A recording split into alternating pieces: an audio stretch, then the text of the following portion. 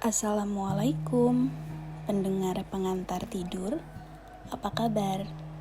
Hari ini saya akan membacakan sebuah kisah. Kisah Nabi Yahya alaihi salam. Nabi Yahya alaihi salam bin Zakaria adalah nabi Islam yang disebutkan dalam Al-Quran, yaitu sebanyak 4 kali.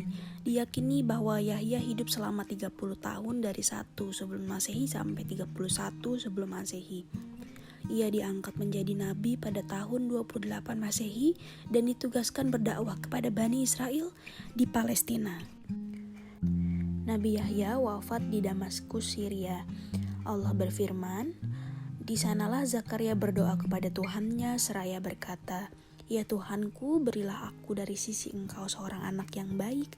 Sesungguhnya Engkau Maha Pendengar doa.' Kemudian malaikat Jibril memanggil Zakaria sedang ia tengah berdiri melakukan sholat di mihrab.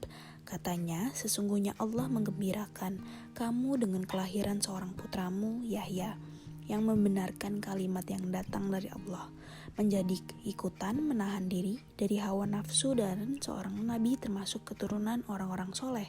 Quran Surat Ali Imran ayat 38-39. "Hai Yahya, ambillah Alkitab Taurat itu dengan sungguh-sungguh dan kami berikan kepadanya hikmah selagi ia masih anak-anak dan rasa belas kasihan yang mendalam dari sisi kami dan kesucian dari dosa. Dan ia adalah seorang yang bertakwa dan banyak berbakti kepada kedua orang tuanya. Dan bukanlah ia orang yang sombong dan durhaka. Kesejahteraan atas dirinya pada hari ini ia dilahirkan dan pada hari itu ia meninggal dan pada hari ia dibangkitkan kembali." Quran Surat Maryam ayat 12-15.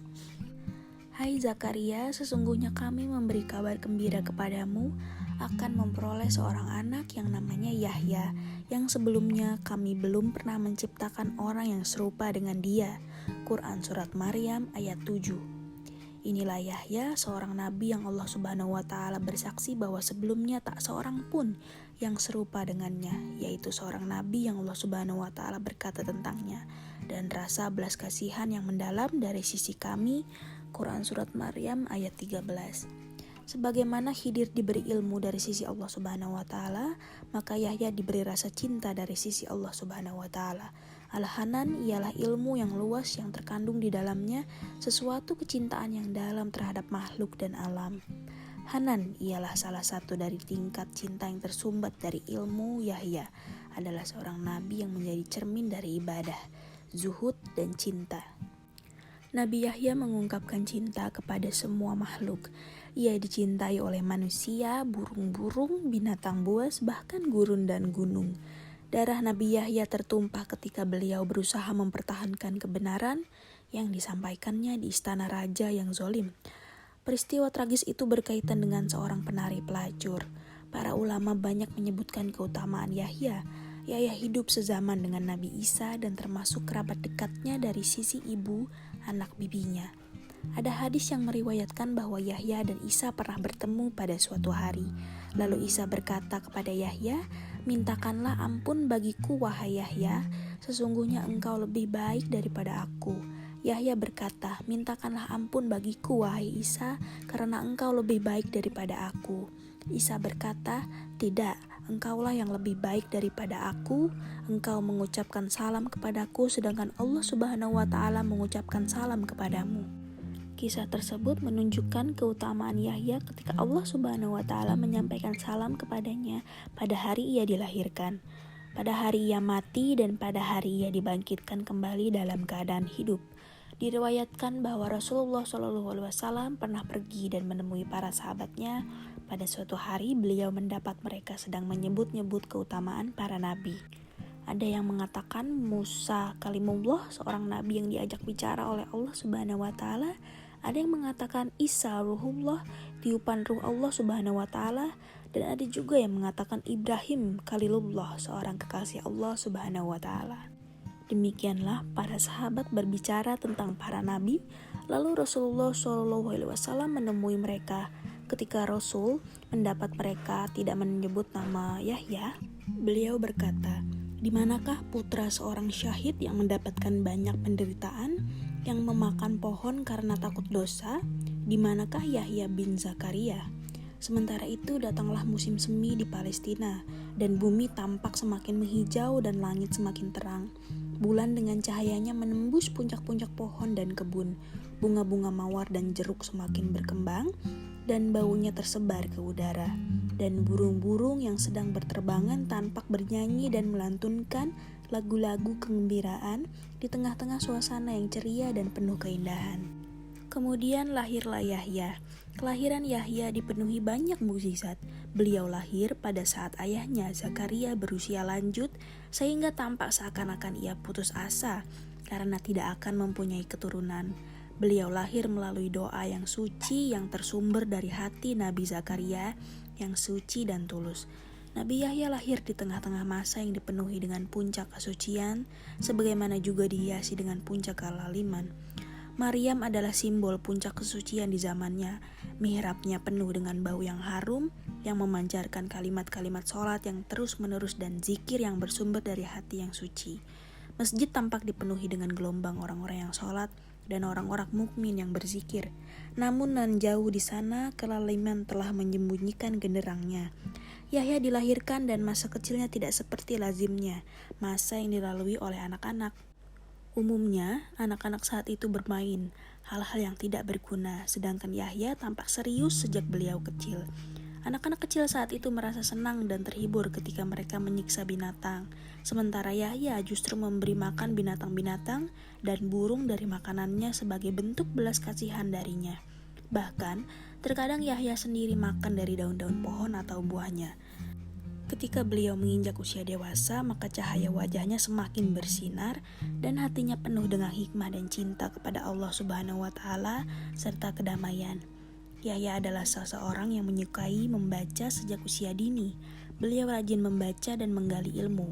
Ketika beliau masih kecil, Allah Subhanahu wa Ta'ala memanggilnya, "Hai Yahya, ambillah Alkitab Taurat itu dengan sungguh-sungguh, dan kami berikan kepadanya hikmah selagi ia masih anak-anak."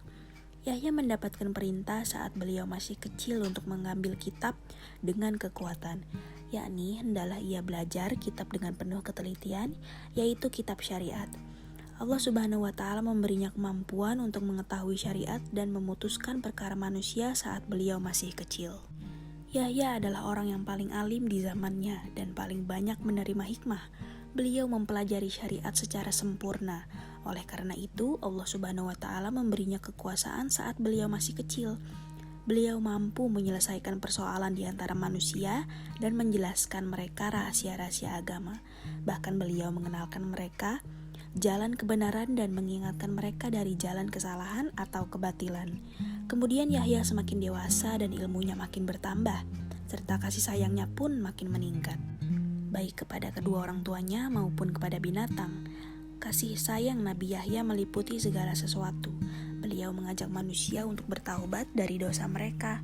Beliau memandikan mereka di sungai Jordania agar mereka menyucikan diri mereka dengan taubat. Beliau mengajak mereka untuk menyembah Allah Subhanahu wa Ta'ala. Di sana tidak terdapat seseorang yang tidak suka kepada Yahya atau menginginkan keburukan baginya. Yahya adalah seseorang yang sangat dicintai oleh masyarakatnya, karena ia memang seorang yang penyayang, seorang yang bertakwa, seorang yang alim, dan seorang yang berbudi mulia. Beliau keluar dan pergi ke gunung dan kebun, bahkan gurun, dan tinggal di dalamnya selama berbulan-bulan untuk menyembah Allah Subhanahu wa Ta'ala dan menangis di hadapannya serta sholat. Beliau merasakan kedamaian di daratan, bahkan beliau tidak memperhatikan makanannya. Beliau makan dari daun-daun pohon dan minum dari air sungai. Bahkan beliau makan belalang dan juga rumput. Beliau tidur di gua manapun yang ditemuinya di gunung dan lubang manapun yang didapatinya di bumi.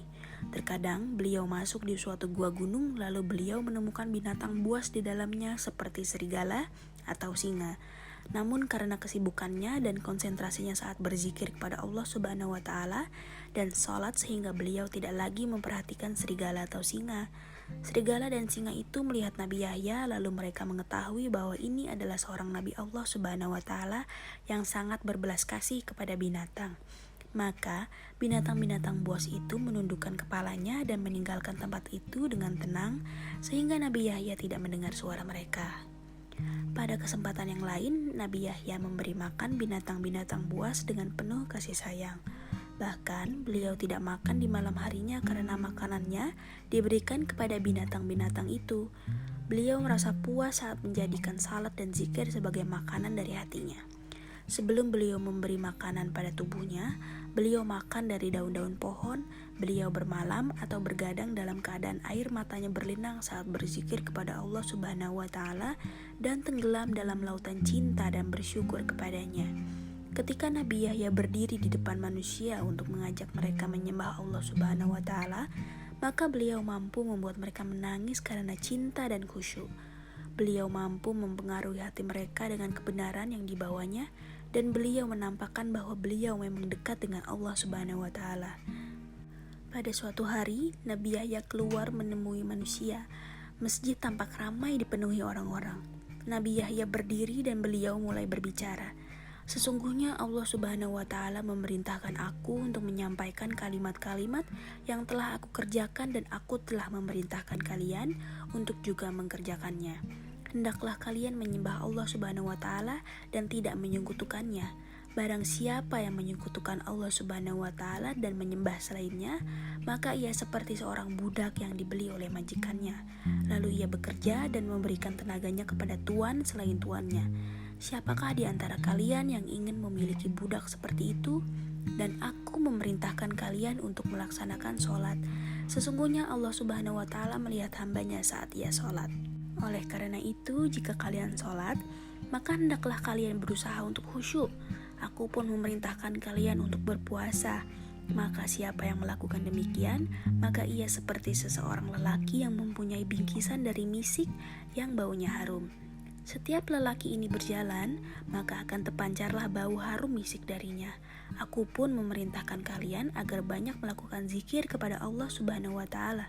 Maka orang seperti itu seperti seorang lelaki yang dicari-cari oleh musuhnya, lalu ia segera berlindung dalam benteng yang kuat. Dan benteng yang paling kuat adalah zikrullah, dan tiada keselamatan tanpa benteng itu. Nabi Yahya mengakhiri nasihatnya, lalu ia turun dari mimbar dan kembali ke gurun. Di gurun itu hanya terdapat pasir yang berterbangan dan tiada suara lain selain suara angin dan napas pohon, serta suara kaki-kaki binatang buas dan gerakan batu-batu gunung. Di sanalah Yahya berdiri di tengah-tengah kesunyian ini. Beliau melaksanakan sholat dan menangis. Kemudian terjadilah pergulatan hebat antara Nabi Yahya dan pemerintah yang berkuasa. Salah seorang penguasa di zaman itu adalah seorang yang zalim dan sempit akalnya. Kerusakan tersebar di istananya. Ia mendengar berita tentang Yahya. Ia heran karena banyaknya manusia yang memberi penghargaan dan penghormatan yang luar biasa kepada Yahya, sedangkan ia sebagai seorang raja tidak mendapatkan kehormatan yang demikian besar. Raja tersebut ingin memperkosa istri saudaranya, di mana ia mempunyai anak perempuan yang memiliki kecantikan yang terkenal. Dalam cerita disebutkan bahwa anak perempuan itu mampu melakukan tarian yang mengagumkan sambil memakai 7 helai baju. Setiap ia menari, maka terlepaslah setiap baju yang dipakainya, dan pada tarian yang terakhir, ia tampak dalam keadaan telanjang. Raja bertanya kepada Yahya apakah ia boleh menikahi istri saudaranya. Yahya menjawab ia tidak diperbolehkan. Raja tetap berbicara kepada Yahya dan mendesak kepadanya agar memperbolehkannya menikah dengan wanita yang disukainya itu. Dan hendaklah Yahya mencari solusi atau fatwa yang sangat memuaskannya. Namun Yahya menolak keras untuk memenuhi permintaan raja itu.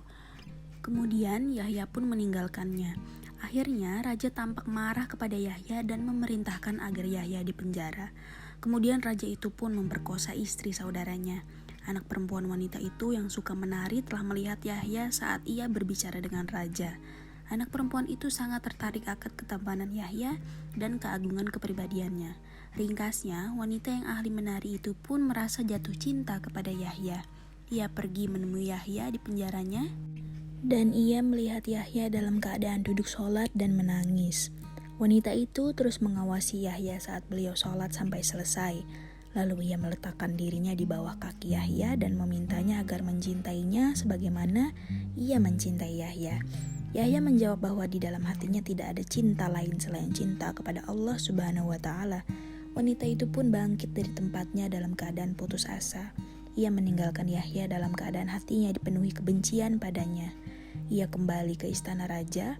Waktu isya telah berakhir, raja mulai meminum minuman kesukaannya, yaitu khamar. Wanita itu memberikan minum kepada raja. Saking banyaknya raja minum, sampai-sampai raja merasa bahwa kepalanya seperti balon besar dan ia sebentar lagi akan terbang. Di sanalah wanita penari itu segera memakai pakaian tarian dan kembali kepada raja. Raja melihatnya dan ia merasa kepalanya bertambah besar dan wanita itu mulai menari. Lalu dipukullah rebana dan berbagai alat musik sehingga wanita itu tampak menari dan menikmati tariannya. Pada tarian ketujuh ia berhenti, lalu membuka wajahnya sambil berkata kepada raja, "Wahai tuanku, aku ingin bertanya sedikit kepadamu." Raja yang sedang mabuk itu berkata, "Segala sesuatu yang engkau inginkan akan kuberikan kepadamu sekarang juga." Wanita itu berkata, "Aku menginginkan kepala Yahya bin Zakaria." Mendengar perkataan itu, raja segera sadar dari mabuknya lalu ia merasakan ketakutan. Ia berkata kepadanya, "Mintalah kepadaku yang lain saja." Wanita itu berkata, "Aku menginginkan darah Yahya bin Zakaria." Wanita ini adalah simbol keburukan. Raja berkata sambil minum minuman keras yang keempat kalinya setelah 40 kali, "Bunuhlah Yahya." Akhirnya pemimpin pasukan raja mengeluarkan perintah kepada anak buahnya untuk menghabisi Yahya. Kemudian Yahya menemui ajalnya secara tragis dan meneguk madu syahadah.